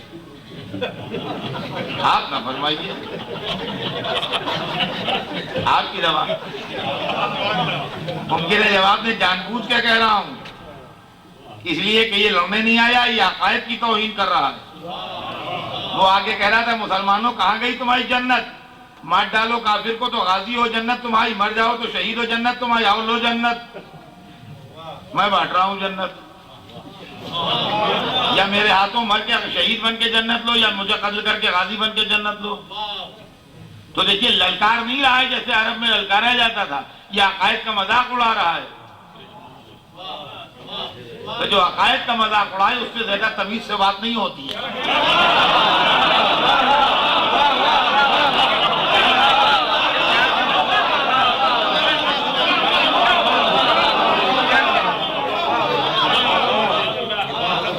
من لہذا الکلب، اس کتے کے لیے کون ہے؟ علی نے کہا نا یا رسول اللہ میں ہوں۔ سبحان اللہ سبحان اللہ، میں تو اللہ کی قدرت کو کہوں گا کہ کل جو کتے کے سامنے نہ جا سکے آج شیر خدا کے سامنے۔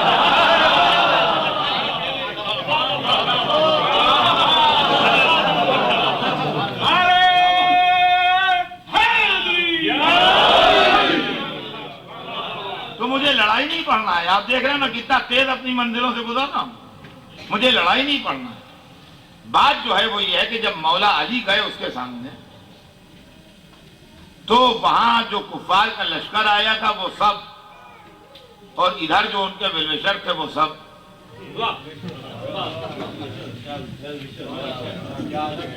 ہر ایک کی تمنا یہ ہوگی کہ عمر علی کو مار لے، ہر ایک کی آرزو یہ ہوگی کہ آج عمر علی کو مار لے، اور جتنے مومنین تھے ان کی آرزو کیا ہوگی کہ آج علی عمر کو مار لے۔ تو سارے مومنوں کی تمناؤں کا خلاصہ بن گئے علی، اور سارے کافروں کی آرزوؤں کا نچوڑ بن گیا عمر۔ تو رسول نے کیا غلط کہا کل ایمان کل کفر کے سامنے لا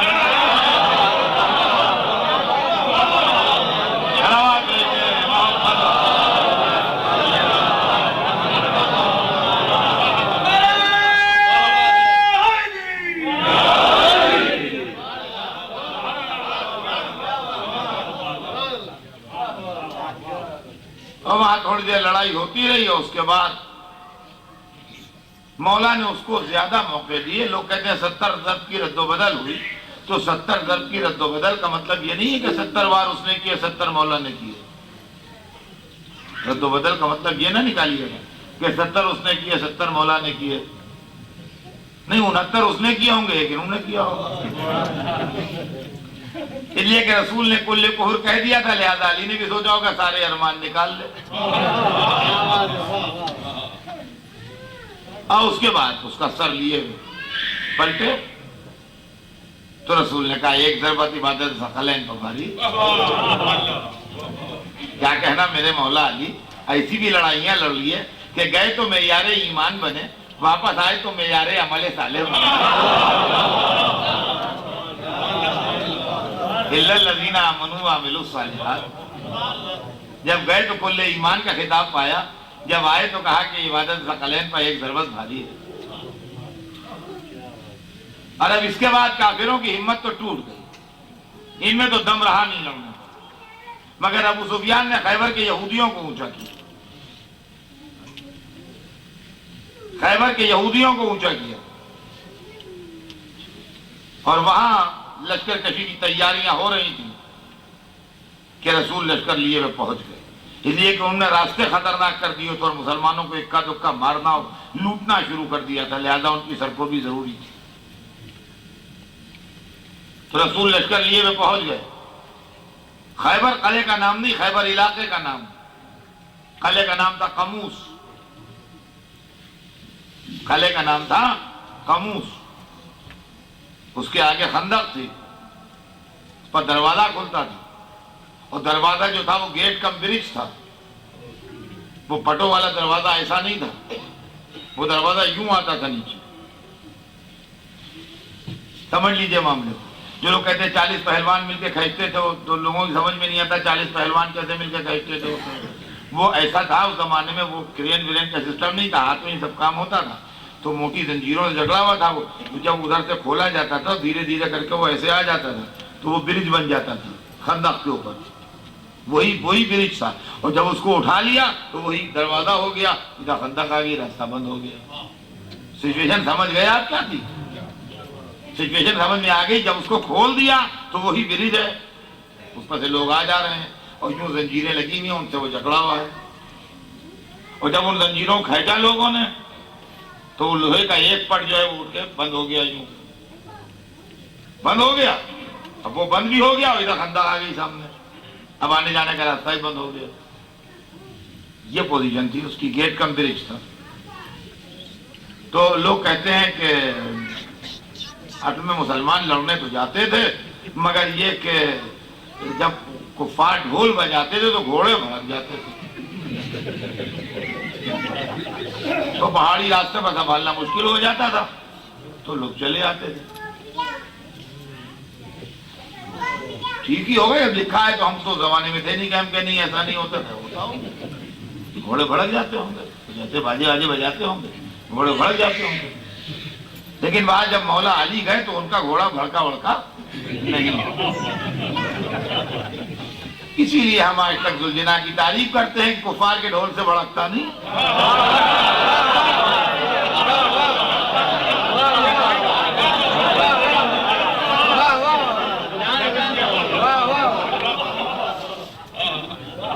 اب واقعی آپ کو معلوم ہے کہ جب کامیابی نہیں ہوئی تو حضور نے فرمایا کل میں ایسے کو علم دوں گا جو قرار ہو گئے فرار ہو۔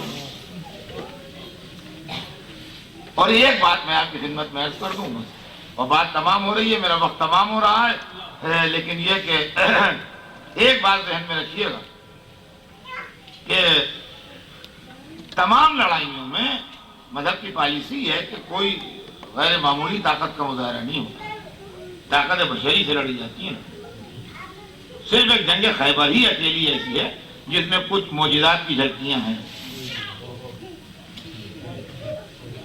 تنہا یہی ایک لڑائی ہے پورے اسلام جس میں کچھ جھلکیاں ہیں ایسی جو غیر معمولی معاملات ہیں۔ اس لیے کہ سویرے جب رسول نماز سے فارغ ہوئے، وہ واقعات سب تفصیلی کتابوں میں ہیں، تو کہا اے نا علی، اس لیے کہ اللہ کی طرف سے میسج آیا تھا۔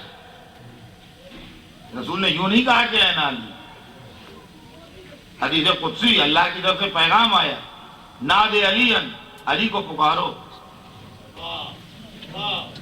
ناد علی، مظہر العجائب و مظہر عجائب ہیں، ان سے عجیب و غریب باتیں ظاہر ہوتی ہیں۔ یہ علی کی صفت بیان ہوئی اللہ کی طرف سے کہ علی کیسے ہیں، وہ مظہر عجائب ہیں، یعنی ان سے عجیب و غریب باتیں ظاہر ہوتی ہیں۔ تجد ہو عون لک فی النوائب، تم ان سختیوں میں ان کو اپنا مددگار پاؤ گے، تم سختیوں میں ان کو اپنا مددگار پاؤ گے۔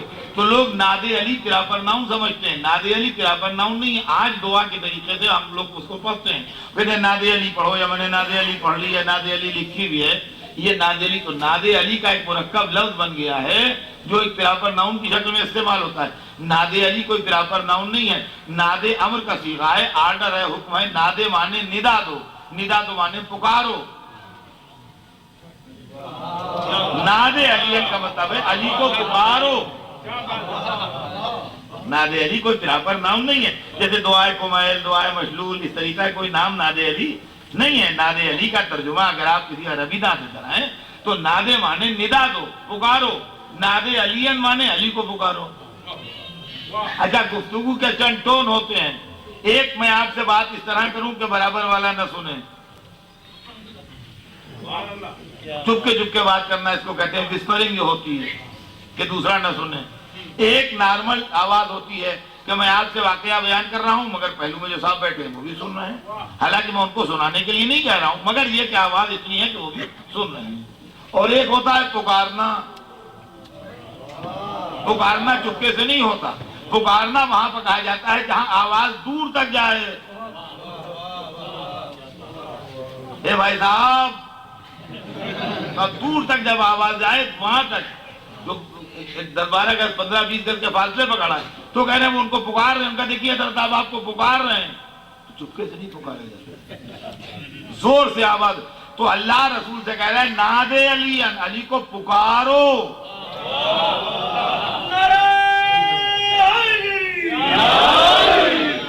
یعنی زور سے پکارو۔ یا اللہ رسول سے پکاروا رہا ہے، علی کو آرڈر کر دے کہ رسول کے پاس جاؤ۔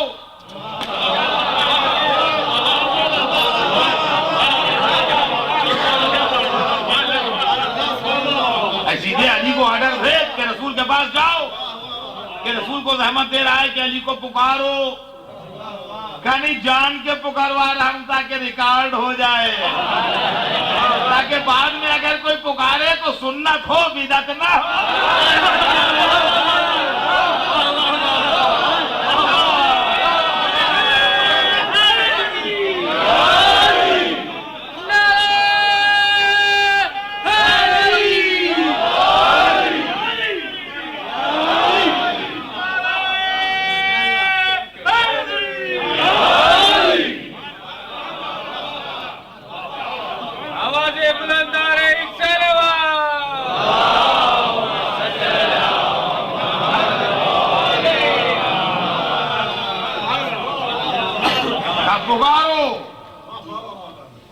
پکارو، رسول نے پکارا۔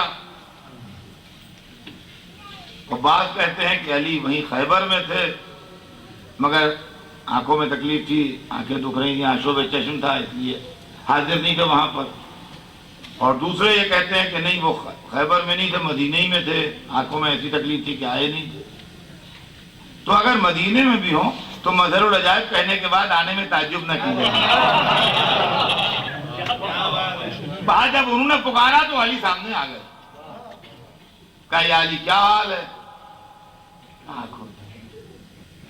تو بلا کے سر کو زانوں پر رکھا اور انگشت شہادت کو زبان اقدس سے مس کیا اور علی کی آنکھوں پھیر دیا۔ فرماتے ہیں اس کے بعد مجھے تمام زندگی کبھی تکلیف نہیں ہوئی۔ اور اس کے بعد علم دیا، کہا یا علی جاؤ۔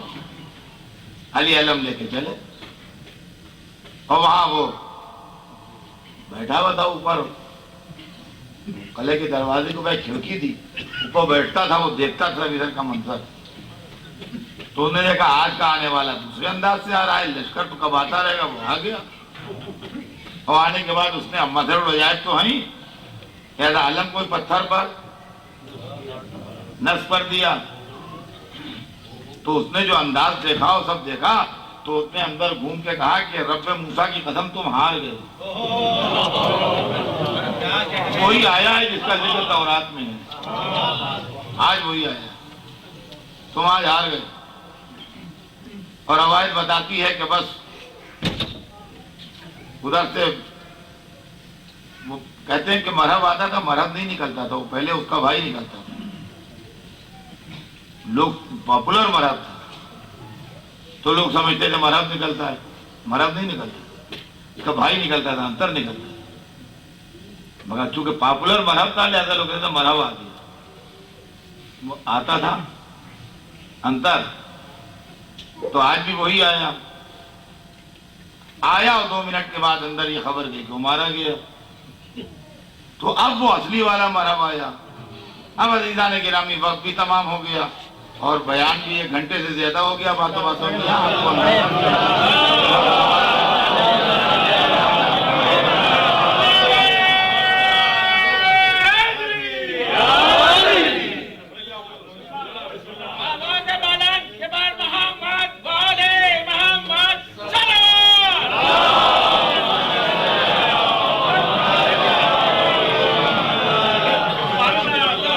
کلام کی 2 صفتیں بیان کی جاتی ہیں. ایک فن یہ ہے بیان کا اور شاعری کا بھی اور نثر کا بھی کہ مختصر بات کو ڈیٹیل میں بیان کرے آدمی، گھنٹوں میں بیان کرے. اور ایک چیز یہ بھی ہے کہ تفصیلی بات کو مختصر بیان کر دے.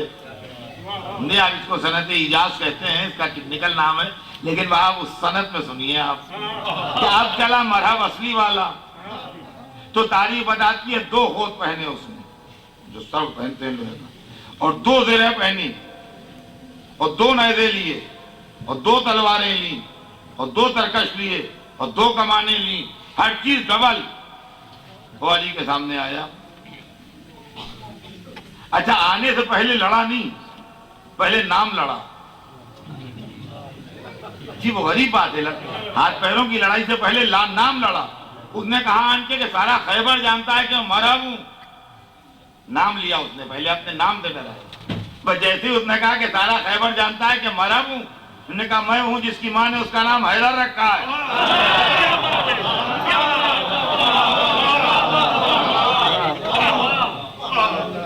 اس نے آنے کے لیے ڈراتے ہوئے کہا مرحب، انہوں نے اس کو ڈانٹ کے کہا حیدر. اب سمجھے آپ نعرہ حیدری سے کسے بگاڑ ہے.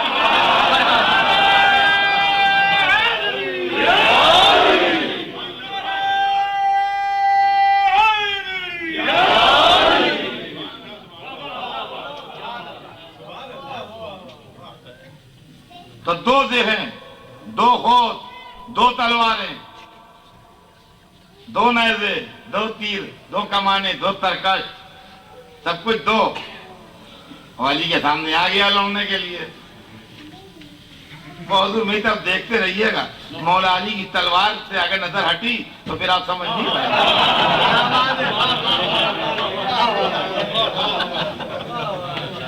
اور جیسے ہی علی کے سامنے آیا ویسے ہی علی نے بھی یہ سوچا کہ یہ تو بڑی غلط بات ہے کہ سب کچھ 2 مرحب. ایک امام عادل تھا، ایک مرحب کے 2.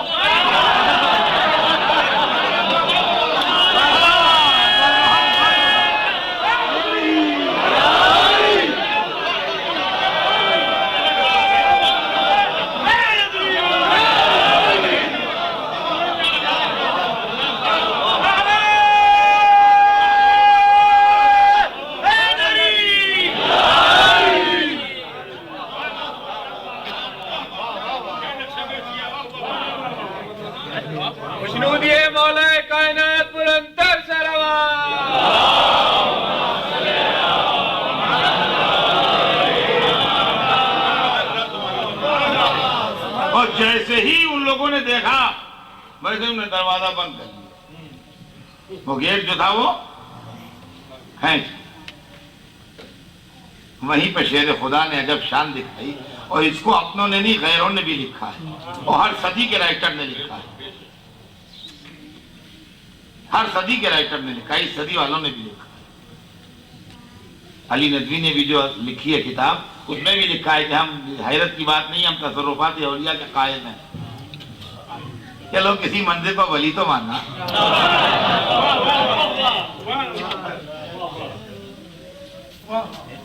اس کے بعد تاریخ بتاتی ہے کہ چمک کر کے ادھر گئے، بائیں ہاتھ ڈال کے جھٹکا دیا تو خیبر کا دروازہ ہاتھ میں تھا. پھر بعد میں اسی کو برج بنایا اور پورا لشکر اس سے گزرا، ولی ہاتھ میں لیے رہے اسے. بس بات میری تمام ہو رہی ہے. ایک بات عرض کروں گا، ہے مولا کبھی غلام کی بھی مان لیا کیجئے، کسی ہاتھ کو ذرا سا، کسی موقع پر ذرا سا، پھر کوئی اس ہاتھ کو بیعت کے لیے نہیں بلائے گا.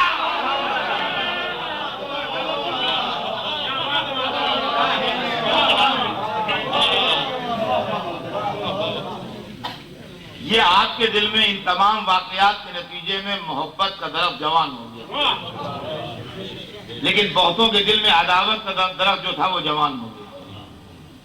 یہ مکے والے تھے جو علی کے ہاتھ سے تلوار کی مار کھا رہے تھے، یہودی تھے جو علی کے ہاتھ سے تلوار کی مار کھا رہے تھے، جو مدینے میں فرزندان توحید بیٹھے تھے،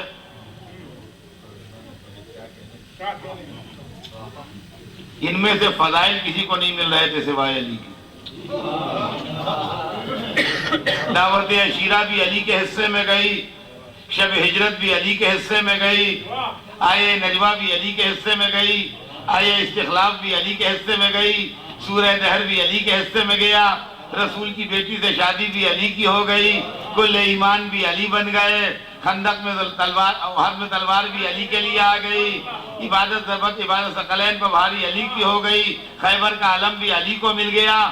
تو یہ ہر ایک کو بڑی خوشی کی بات نہیں ہے، انسانی نیچر کی کمزوری سمجھیے آپ۔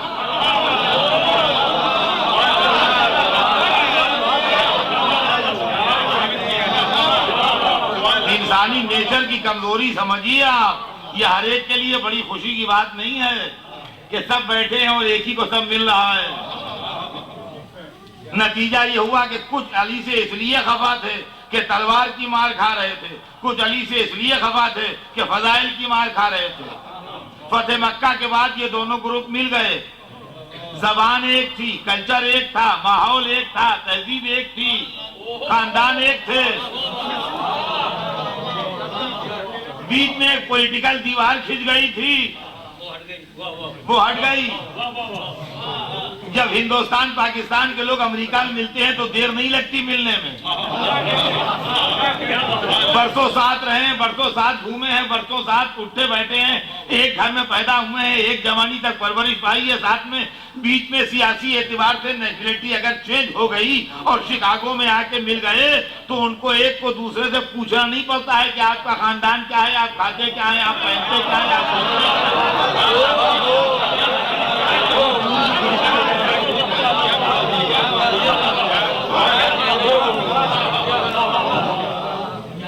اس لیے کہ تہذیب، زبان، کلچر سب کچھ ایک ہے، کوئی فرق نہیں ہے۔ وہ ایک سیاسی بیچ میں آ گئی دیوار۔ تو جب مکہ فتح ہو گیا تو مکے مدینے والے سب ادھر ادھر کے مہاجر وہ سب یہاں وہاں کے سب مل گئے۔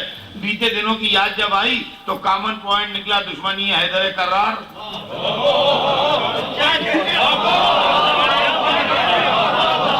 مکے والے نے کہا ہمارے علی سے صاف نہیں ہے، اس لیے کہ علی کے ماموں کو علی نے اس کے ماموں کو مارا تھا۔ نے کہا ہمارے علی سے صاحب نہیں ہے، تو مدینے والے نے کہا ہمارے دل صاحب بھی نہیں ہے، اس لیے کہ اس دن عالم اس کو نہیں ملا تھا، علی کو مل گیا۔ نتیجہ یہ ہوا کہ جب علی کی خلافت کے اعلان کا وقت آیا تو قرآن نے خطرے کا بھی اعلان کیا، واللہ یعصمک من الناس، اللہ تمہیں لوگوں کے خطرے سے بچائے۔ اب انصاف سے بتائیے کہ غدیر میں خطرہ کہاں تھا؟ رسول مسلمانوں کے بیچ میں تھے، حاجیوں کے بیچ میں تھے، صحابیوں کے بیچ میں تھے۔ رسول کے لیے کیا مسلمان، حاجی، صحابی خطرہ ہو سکتے ہیں؟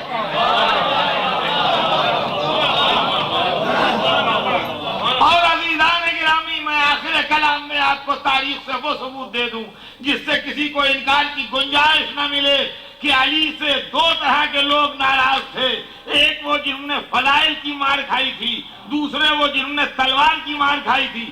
دلیل یہ ہے کہ جب حالات سے اتفاقاً علی تخت اقتدار پر آ گئے تو جو فضائل کی مار کھا رہا تھا اس کا بیٹا سامنے آیا جو تلوار کی مار کھا رہا تھا۔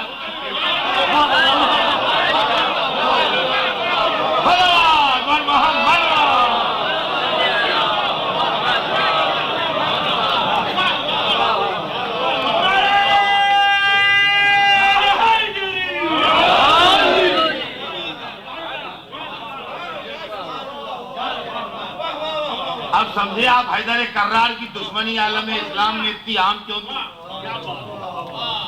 اور اب سمجھے آپ کہ ہمارے دل میں حیدر کرار کی محبت اتنی کیوں ہے کہ ہمارا دل ہی نہیں چاہتا کہ سوائے علی علی کے کچھ اور ہو۔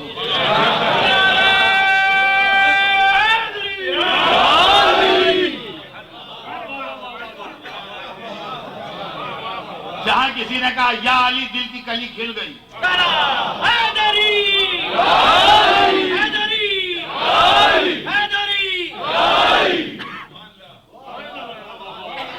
علی کے نام کے سوا کوئی نام اچھا نہیں لگتا، علی کے ذکر کے سوا کوئی ذکر اچھا نہیں لگتا، علی کی باتوں کے سوا اور باتیں اچھی نہیں لگتی۔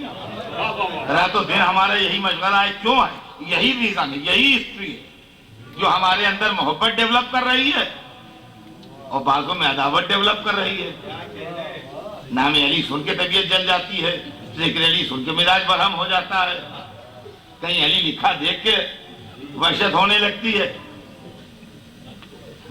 الحمدللہ علی کے چاہنے والے, حسین کے چاہنے والے جہاں جہاں بھی جاتے ہیں وہاں وہاں ان کے نام سے ادارے بھی بناتے ہیں, ٹھکانے بھی بناتے ہیں.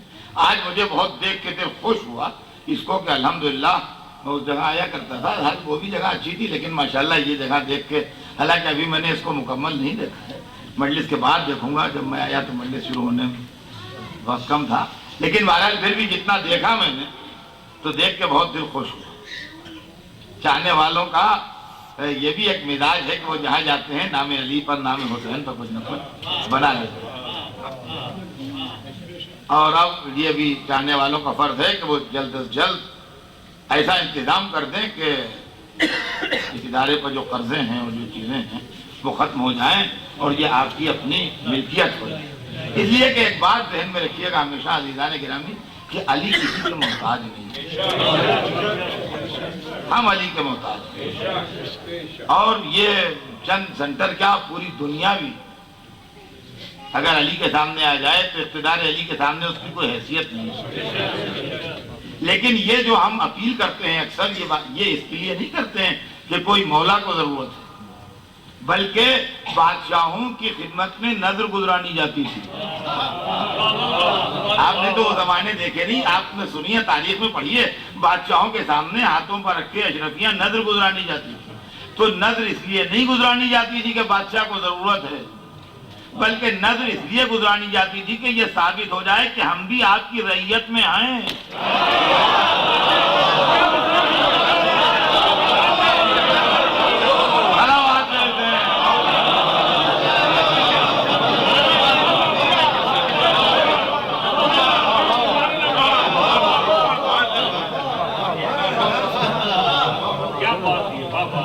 تو چندے کی بات نہیں ہے, حسینیہ کے لیے کبھی چندے کا لفظ نہ استعمال کیجیے, یہ توہین ہے. چندہ تو لاوارث میتوں کے لیے ہوتا ہے, چندہ تو بے نوا مسافروں کے لیے ہوتا ہے. جناب امیر کے لیے کون چندہ دیتا ہے؟ نذرانہ پیش کیجئے گر قبول افتد زہیز تو شرم. اگر قبول ہو جائے تو 7 پشتوں کے لیے فخر کے لیے کافی,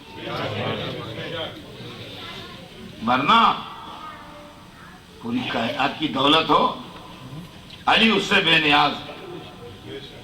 تو عزیزان گرامی یہ دشمنی حیدر کرار ہے جو دلوں میں پیدا ہوتی ہے, اور یہ دوستی حیدر کرار ہے جو دلوں میں پیدا ہوتی ہے. اور عزیزان گرامی یہی دشمنی تھی جو حسین ابن علی سے نکالی,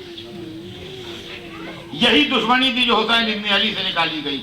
اب کل میں آپ کو نتیجہ عداوت سناؤں گا انشاءاللہ, معصوم عالم کے حالات پڑھوں گا, زندگی رہی انشاءاللہ.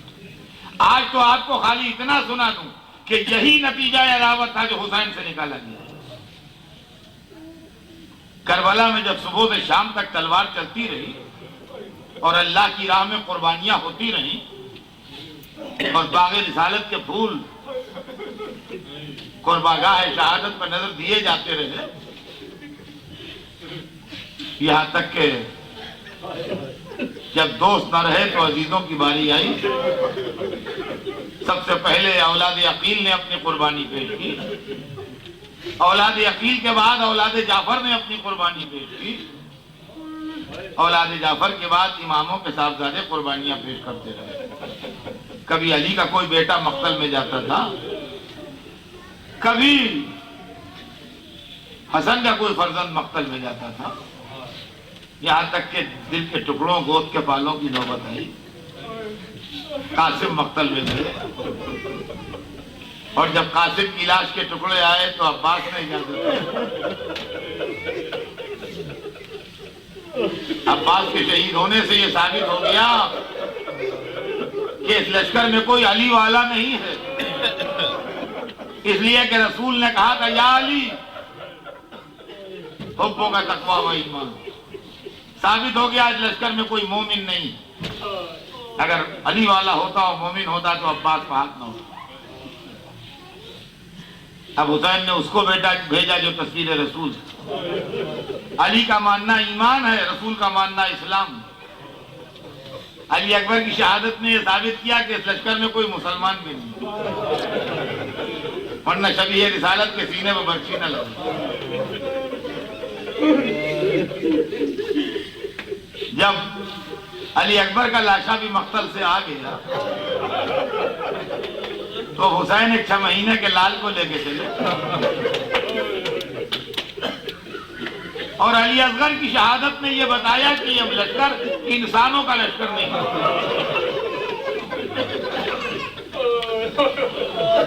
عباس کی شہادت نے یہ ثابت کر دیا کہ ان میں دور دور ایمان کی کوئی رمق نہیں. علی اکبر کی شہادت نے ثابت کر دیا کہ دور دور ان کا اسلام سے تعلق نہیں, اور علی اصغر کی شہادت نے ثابت کر دیا کہ یہ انسان بھی نہیں. اور اب حسین سب سے رخصت ہو کے جب مقتل میں آئے, عزیزان گرامی چند منٹ آپ میری طرف متوجہ رہیں اور مجلس چند منٹ کے اندر تمام ہو. لیکن جو بات میں نے کہی ہے وہ بات آخر تک وہ ثابت ہو جائے. جب حسین سب سے رخصت ہو کے خیمے سے نکل کے مقتل میں آئے تو دشمن طبلِ جنگی بجا رہا تھا. آواز دی, عمر سعد طبلِ جنگی رکوا دے, مجھے تو اس سے کچھ باتیں کرنا ہے. عمر سعد نے حکم دیا, طبلِ جنگی روکا گیا. جنگی باجے جو بج رہا تھا وہ روک دیا.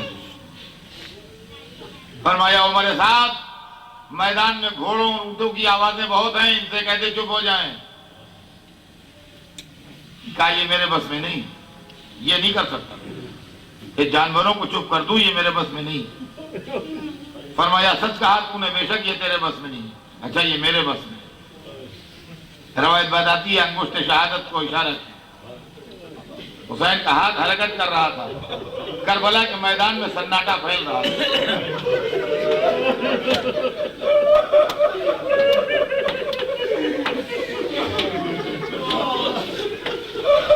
ہاتھ کی ایک گردش مکمل ہوئی اور کربلا کے میدان میں سناٹا تھا. کوئی آواز نہیں,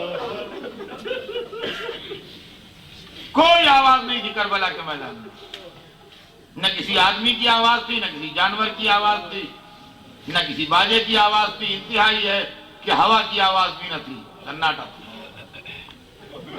تاکہ دور تک لوگ سن لیں, کوئی یہ نہ کہے ہم نے سنا نہیں. فرمایا او عمر سعد یہ بتا مجھ سے لڑ کیوں رہا ہے,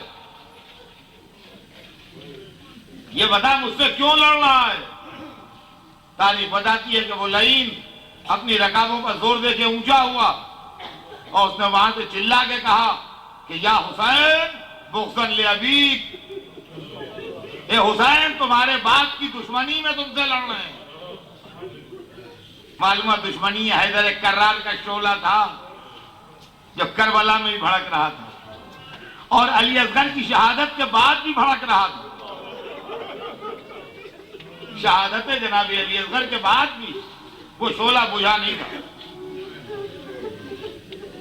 در حقیقت جتنے ابھی تک شہید ہوئے انہوں نے حسین سے اذن لیا, اس لیے کہ حسین امام وقت. حضرت علی اکبر حضرت علی اصغر تک امام کی مرضی سے آ, لیکن اب حسین لڑنے آ رہے ہیں تو حسین کس سے اذن لیں؟ حسین کو اذن دیں گے خدا اور رسول, حسین کو کوئی اور نہیں اذن دے سکتا.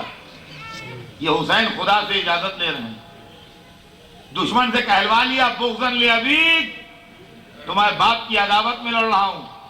حدیث رسول نے کہا بغض کا کفر و نفاق, علی کی عداوت کیا کفر ہے یا نفاق ہے؟ تو دشمن نے اپنی زبان سے قبولا کہ وہ دشمن علی ہے, یعنی بنص حدیث رسول یا کافر ہے یا منافق ہے.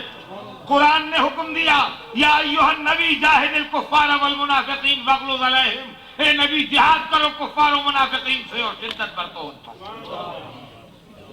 اب اللہ حسین کو اذن جہاد دے چکا, حسین کے پاس اذن جہاد آ چکا. ایک دفعہ تاریخ کہتی ہے کہ چہرے اقدس کا رنگ بدلا، ایسا لگا جیسے 14ویں رات کا چاند چمک رہا ہے۔ تلوار کو نیام سے کھینچا، کہا اکیلا رہ گیا ہوں، مجھ سے دستور عرب کے مطابق لڑو۔ دستور عرب یہ تھا کہ ایک کے سامنے ایک آتا تھا۔ دستور عرب یہ تھا کہ ایک کے سامنے جب ایک آئے میدان میں تو اس کے سامنے ایک آتا تھا۔ کہا اکیلا رہ گیا ہوں، مجھ سے دستور عرب کے مطابق لڑو۔ ایک ایک آنے لگا اور کٹنے لگا، ایک ایک آنے لگا اور کٹنے لگا۔ بقول عشق بھیج اس کو جو دل محبت میں حنین کے، اب تو لہو میں ہاتھ بھرے ہیں حسین۔ یہاں تک کہ جہاں حسین کھڑے تھے وہاں لاشوں کا انبار ہو گیا۔ دو دو آنے لگے، خلاف معاہدہ، دو دو کٹنے لگے۔ 10 کی ٹکڑیاں آنے لگی، 10 کی ٹکڑیاں کٹنے لگی۔ ایک مرتبہ ہمارے ساتھ گھوڑے کی رکابوں پر زور دے کے اونچا ہوا، کہا حاضر قتال عرب، یہ قتال عرب کا بیٹا ہے، سب مر جاؤ گے، کوئی زندہ گھر نہیں جائے گا، اس کو زیر کرنا ہے تو سب مل کے ٹوٹ پڑو۔ پھیلیے لشکر چاروں طرف، تو حسین پر ٹوٹا۔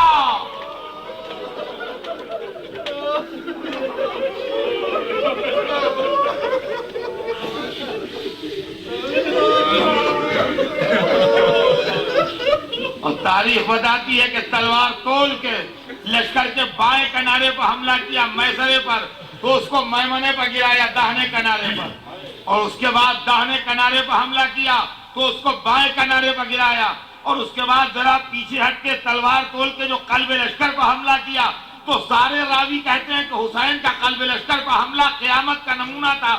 حسین سبز خس کی قبا پہنے ہوئے تھے، آستینیں کوہنیوں سے الٹی ہوئی تھی، کوہنیوں سے خون بہ رہا تھا، تلوار چلا رہے تھے، اور کبھی کبھی جوش شجاعت میں تلوار کو نیام میں رکھ کے نہتے لشکروں کے درمیان سے یوں گزرتے تھے کہ فوجوں کے سر ٹکراتے ہوئے چلے جاتے تھے، تو دونوں طرف میتیں پڑی ہوتی تھی۔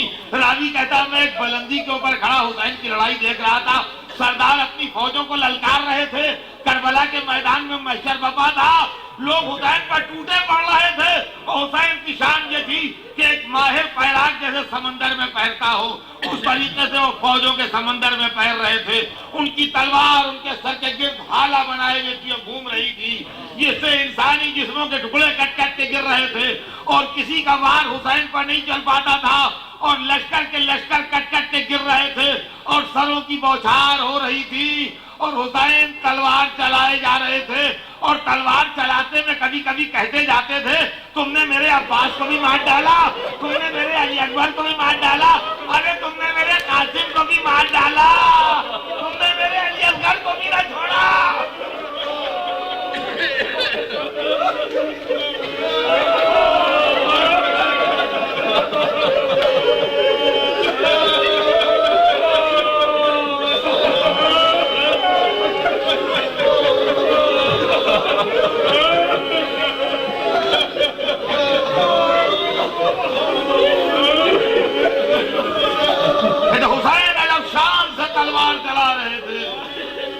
اور عجیب و غریب انداز تھا ان کے تلوار چلانے کا۔ کربلا کی دن بھر کی لڑائی ایک طرف تھی، اور 3 دن کے بھوکے پیاسے کی لڑائی ایک طرف تھی۔ جس نے ابھی جوان کا لاشا اٹھایا ہے، ابھی ابھی بچے کی تربت بنائی ہے، ابھی ابھی بھائی کے لاشے پر رویا ہے، کبھی مقتل کو دیکھ کے علی اکبر کو یاد کیا، کبھی دریا کو دیکھ کے عباس کو پکارا، کبھی پلٹ کے دشمن پر حملہ کیا، ایک مرتبہ آسمان کو دیکھا، کہا لا حول ولا قوت الا باللہ، تلوار کو نیام میں رکھا، دشمن چاروں طرف سے سمٹ آیا، کسی نے تلوار لگائی کسی نے نہ لگائی۔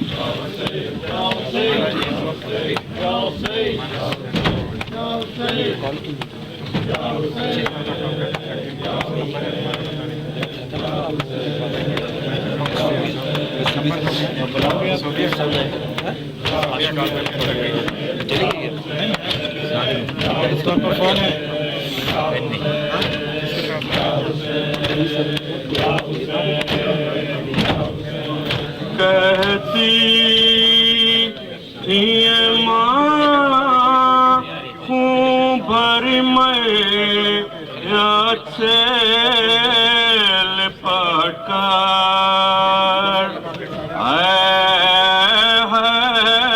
علی اکبر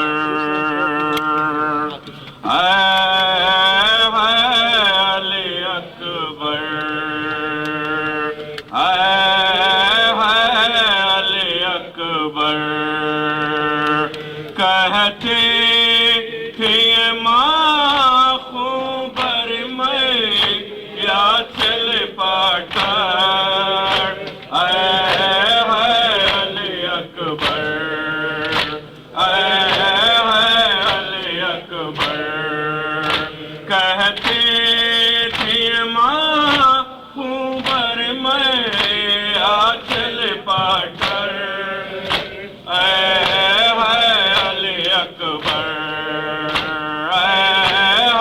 علی اکبر ارمان تھا پہناؤں گی پوشاک شاہانے ارمان تھا پہناؤں گی پوشاک شاہانے ارمان تھا پہناؤں گی پوشاک شاہانے افسوس کہ رسائی نہ تجھ کو یہ جوانی کیسا تھا مقدر علی اکبر علی اکبر کہتے تھے ماں خون بھر میں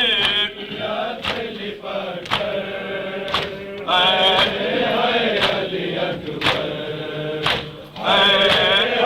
علی اکبر پہلے تو ایک آواز پہ اٹھ جاتے تھے بیٹا پہلے تو ایک آواز پہ اٹھ جاتے تھے بیٹا پہلے تو ایک آواز پہ اٹھ جاتے تھے بیٹا اب اتنی صداؤں پہ بھی پہلو نہیں بدلا